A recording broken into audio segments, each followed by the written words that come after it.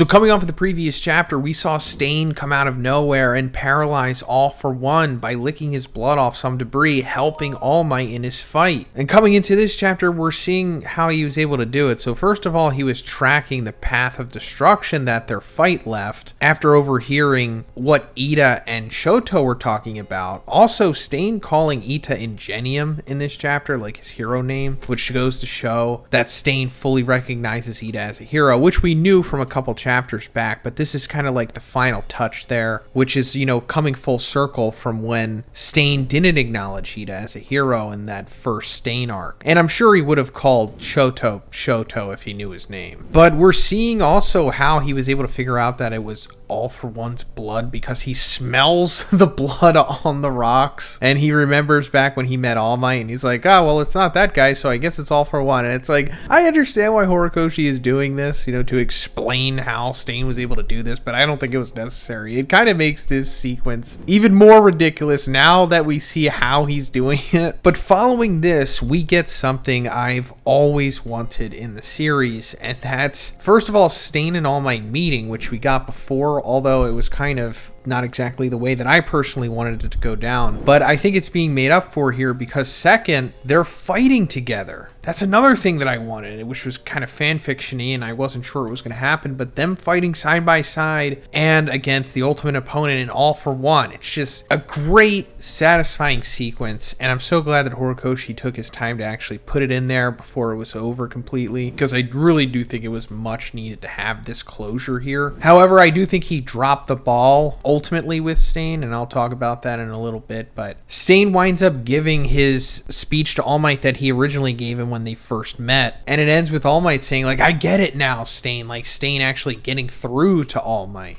And Stain saying, you should live, that's why I am here, which is like Stain doing his own little rendition of All Might's catchphrase, which is amazing because, you know, Stain is ultimately just the biggest All Might stan. But as they're both charging at All For One to like hit him with a combo attack, All For One does something a little too fantastical, even for him. So first of all, he does forced activation, which we've seen him do before. Like, he's always had this quirk. I think as far back as like season 3, he used it on Magna to like forcefully activate her magnetism quirk to attract the other league members to her so they could escape. However, this time he's using it on himself to forcefully activate his phlebotomy quirk, which we didn't know that he had. Phlebotomy meaning to draw blood, and that's exactly what it's doing. It's pulling all of the blood out of his body, you know, as a way to counter against Stain's quirk, Blood Curdle, that paralyzes you after he's ingested your blood. And it's like, why does All For One have this quirk? It also doesn't really matter. It's like, we'll never get like a full catalog of all the quirks that he has, unless Horikoshi decides to be a mad lad one day and, like, I don't know, in a year or two releases like a full comprehensive data book, and in it, on All For One's page, there's a list of all of his quirks. Probably not gonna happen, but the long and the short of it is that All For One just has any quirk that he needs to get him out of the super specific situation that he is put into a lot into the series. So in this instance, he has a phlebotomy quirk. And also, like, he already knew that he was going to possibly run into this problem because back at Tartarus, when they were escaping, I think it was like around the chapter 200 era, I think it was like 198 or something, he noticed that Stain was the only prisoner that left without his assistance. So he was like, oh, I guess he's gonna come back and fight me one day, so let me figure out a strategy to defend against his quirk.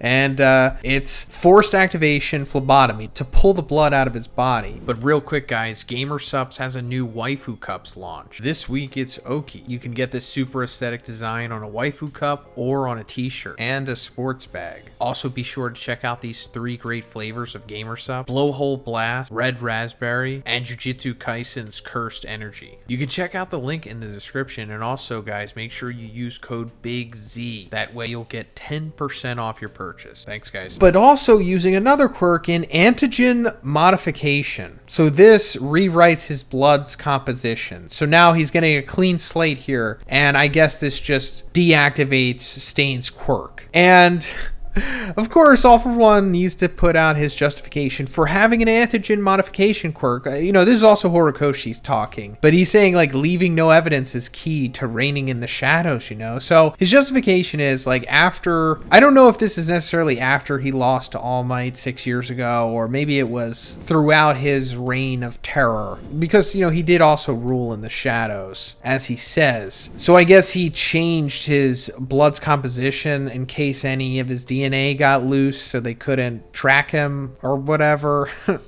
I'll buy it, whatever. If he needs a 3-quirk combo to be able to defeat Stain, that's fine, whatever. But he winds up like shooting one of his quirk singularity appendages at Stain and like biting his midsection, then throwing him like across the city. Like, this is a crazy sequence. Then he just Dragon Ball Z blasts off following after him.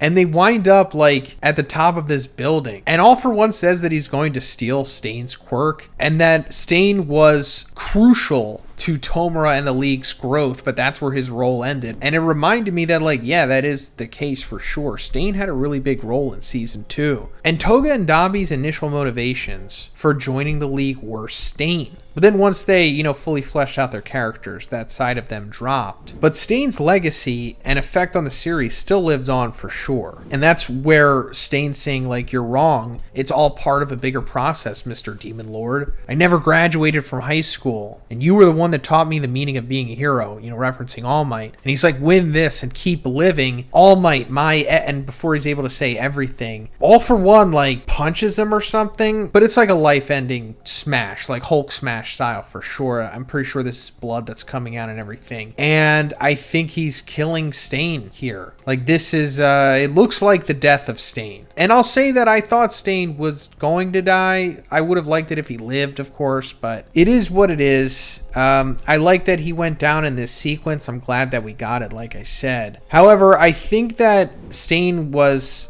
ultimately mostly wasted in the series. I think that he should have broken out of Tartarus way sooner, and he should have had more of a recurring role in the series. And now that he's dead, he's not going to have his meeting with Toga or Dabi, which is just a big wasted opportunity in my opinion. I'm just grateful we at least got this chapter, which is very good. I would say it's like a 9 for sure. But after All for One seemingly kills Stain, who, let me also just put out there, might be alive, but I'm just assuming he's dead. It seems like he is. He tries to fire off a blast at All Might to completely take him out until the last of his Hercules comes and shields him. And All for One blasts it away along with All Might. But that was just enough to keep All Might alive. And all of his armor's blasted off and he's just in his suit now on the ground, severely damaged, but not dead or anything. And he's kind of in this concussed state, I suppose, where he's seeing Nana saying hey, it's not over yet. And then he's seeing Night Eye stand over him. And it's essentially just All Might trying to encourage himself. And he's like, I'm not dead yet. And he starts crawling towards All for One. And he's like, so come. And of course, this is coming full circle on what Stain told him. However, say a god has fallen prostrate upon the earth, they should be allowed to crawl for their life. And as he's crawling towards All for One for the final moments of their battle, we see Yue collapsing behind them. And the narration says that All for One is approaching Shigaraki and he's in range to use his gloop warp. Meaning that,